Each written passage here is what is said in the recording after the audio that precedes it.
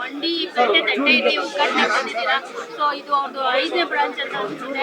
So ಏನ್ ಹೇಳ್ತೀರಾ ನಿಮ್ಮ ಚಂದನ್ ಅವ್ರಿಗೆ? ಜೊತೆಗೆ ನಿಮ್ಗೆ ಫುಡ್ ಪ್ರಿಪೇರ್ ಮಾಡೋದಂದ್ರೆ ತುಂಬಾನೇ ಇಷ್ಟ.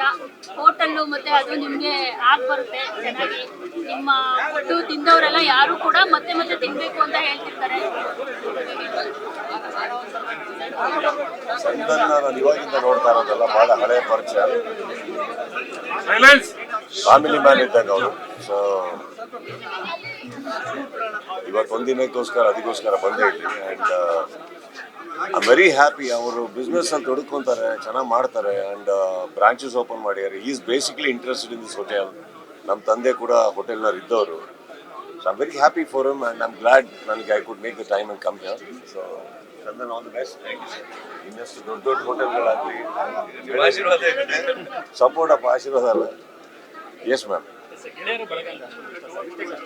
ಬಳಗಲ್ಲ, ಒಳ್ಳೆ ಗೆಳೆಯರ ಬಳಗಲ್ಲ, ಇದೊಂದು ಕುಟುಂಬನೇ, ಚಿತ್ರರಂಗ ಅಲ್ವ, ನಮ್ಮವರೆಲ್ಲರೂ. ಆ್ಯಂಡ್ ಕೈಯಿಂದ ಏನಾದ್ರು ಮಾಡೋಕ್ಕಾಗುತ್ತೆ ಅವ್ನು ಮಾಡೋದು, ಅದ್ರಲ್ಲಿ ದೊಡ್ಡದೇನೆ ಒಳ್ಳೇದಾಗ್ತದೆ.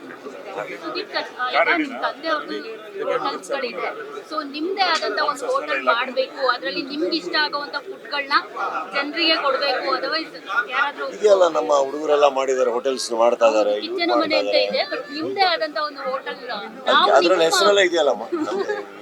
ನಿಮ್ ಫೇವರೇಟ್ ಫುಡ್ಸ್ ನಾವು ತಿನ್ಬೇಕು ಅಂತ ನಮಗೂ ಇಷ್ಟ ಇರುತ್ತಲ್ವಾ ಸರ್? ನನ್ನ ತಂದೆಗೆ ಒಂದು ಬಹಳ ಆಸಕ್ತಿ ಇದ್ದಿದ್ದು ಒಂದು ಹೋಟೆಲ್ ವ್ಯವಹಾರ. ಆ್ಯಂಡ್ ಮಾಡಿದ್ರೆ ಆ ಹೆಸರು ಉಳಿಸೋಂಗೆ ಅದ್ರ ತಕ್ಕಂತೆ ಆ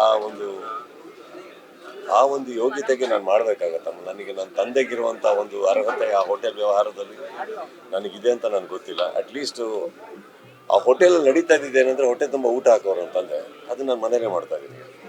ಸೊ ಅದರಿಂದ ಅದು ಸಾಕು. ಇನ್ನು ಮಿಕ್ಕಿದವರೆಲ್ಲ ಗೆಳೆಯರು ಮಾಡ್ತಾ ಇದ್ದಾರೆ, ಸಾಕು. ಸರ್, ಇನ್ನು ಲೋಕಸಭೆ ಎಲೆಕ್ಷನ್ಸ್ ಬರ್ತಾ ಇದೆ. ಈ ಸರಿನೂ ಸುದೀಪ್ ಅವರನ್ನ ಎಲ್ಲಾ ಜಿಲ್ಲೆಗಳಲ್ಲೂ ಸ್ಟಾರ್ ಕ್ಯಾಂಪೇನ್ ಆಗಿ ನೋಡ್ಬೋದಾ ಅಂತ? ನನಗೆ ಸದ್ಯಕ್ಕೆ ಯಾರು ಏನು ಅಪ್ರೋಚ್ ಮಾಡಿಲ್ಲ. ಸೊ ಲಾಸ್ಟ್ ಟೈಮ್ ಹೋದಾಗಲೂ ನನಗೆ ಯಾವ ವಿಚಾರವಾಗಿ ಯಾರಿಗೋಸ್ಕರ ಹೋದೆ ಅಂತ ಹೇಳಿದ್ದೀನಿ. ಸೊ ಎಲೆಕ್ಷನ್ಗೂ ಇಲ್ದಿದ್ರು ನಾನು ಸ್ವಲ್ಪ ದೂರನೇ. ಬಟ್ ಇವತ್ತವರೆಗೂ ನನಗೆ ಯಾರು ಕರೆದಿಲ್ಲ. ಆ್ಯಂಡ್ ಸದ್ಯಕ್ಕೆ ನಾನು ಈಗ ಆಲ್ರೆಡಿ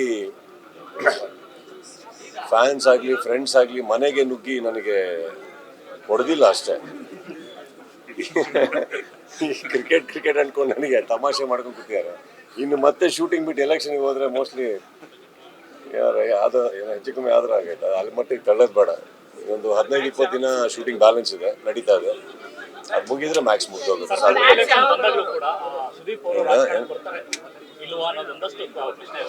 ಅಲ್ಲ ರೀ, ಒಂದ್ ಹೇಳ್ತೀನಿ, ಇವಾಗ ಹೋಟೆಲಿಗೆ ಬರ್ತಾರಲ್ಲ ಬರ್ಲಿಲ್ವಾ? ನಾನು ಬರ್ತೀನಿ, ಬಂದಾಗ ಗೊತ್ತಾಗುತ್ತಲ್ಲ. ಬಂದ್ರೆ ಬರ್ಲಿಲ್ಲ ಅಂದ್ರೆ ಬಂದಿಲ್ಲ ಅಂತ ಅರ್ಥ.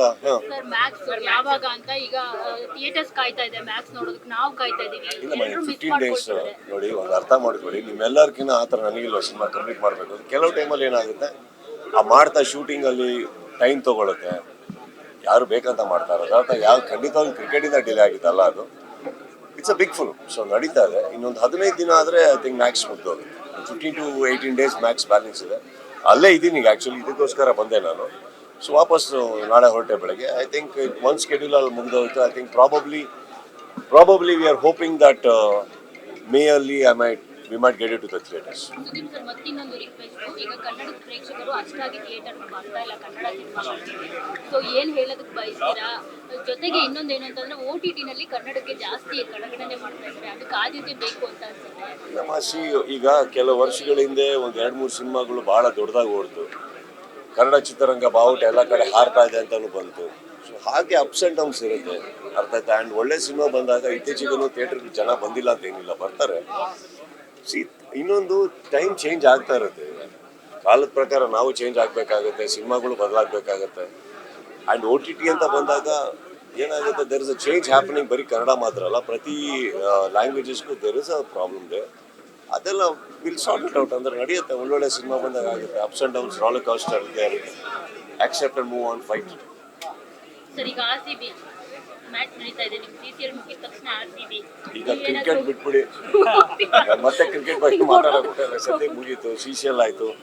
And of course again coming back to the point, ಇಲ್ಲಿ ಬಂದಿರೋ ವಿಚಾರ ನನ್ನ ಸಹೋದರ ಚಂದನ್ನ ಒಂದು ರೆಸ್ಟೋರೆಂಟ್ ಇನ್ನೊಂದಾಗಲಿ ಇನ್ನೂ ಬೆಳೀಲಿ ಅಂತ ಹೇಳ್ತಾ ಅದ್ಭುತವಾಗಿ ಮಾಡಿದ್ದಾರೆ. ಅವರಿಗೆ ಒಂದು ಆಸೆ. ಆ್ಯಂಡ್ ಕುಕಿಂಗ್ ಅವರ ಒಂದು ಪ್ಯಾಷನ್. ಅವರು ತುಂಬ ಚೆನ್ನಾಗಿ ಅಡುಗೆ ಮಾಡ್ತಾರೆ. ಹೌದಾ ತುಂಬಾ ಚೆನ್ನಾಗಿ ಅಡುಗೆ ಮಾಡ್ತಾರೆ ಓಕೆ ನನ್ನಿಂದ ತುಂಬಾ ದಿನ ಇವರು ಅಡಿಗೆ ಮಾಡಿರೋದು ತಿಂದು ನನಗೆ ಅವರ ಕಿಚನ್ ನೋಡಿದಾಗ ಟೆರೆಸ್ ಅಲ್ಲಿ ಇರೋದು ತುಂಬಾ ಇಷ್ಟ ಆಗಿತ್ತು ಆಕ್ಚುಲಿ. ಸರ್ ನಿಮ್ ಫೇವರಿಟ್ ಫುಡ್ ಅಂದ್ರೆ ಯಾವ್ದು ಸರ್? ಇವಾಗ ಸುದೀಪ್ ಸರ್ ಮನ್ಸಿಗೆ ಗೆಲ್ಬೇಕು ಅಂತಂದ್ರೆ ಯಾರಾದ್ರೂ ಫುಡ್ ತಂದು ಕೊಡ್ಬೇಕು ಅಂತಂದ್ರೆ ಏನ್ ಪ್ರೀತಿಯಿಂದ ಒಂದು ಕೈ ತುತ್ತು, ಅದಕ್ಕೆ ಉಪ್ಪು ಖಾರ ಬೇಕಾಗಿಲ್ಲ. Thank you